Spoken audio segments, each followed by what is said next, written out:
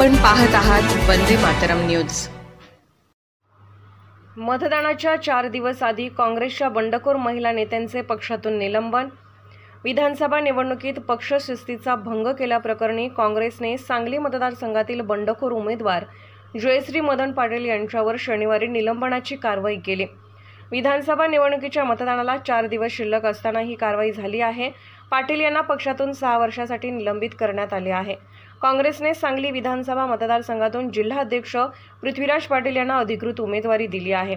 पृथ्वीराज पाटील यांच्या उमेदवारीला विरोध करत जयश्री पाटील यांनी बंड केले।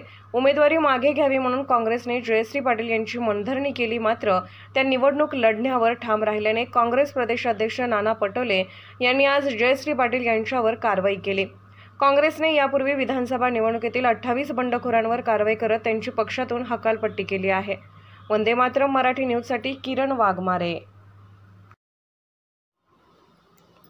अशाच ताज्या घडामोडी आणि बातमीसाठी वंदे मातरम न्यूज चॅनलला लाईक करा, शेअर करा आणि सबस्क्राईब करा।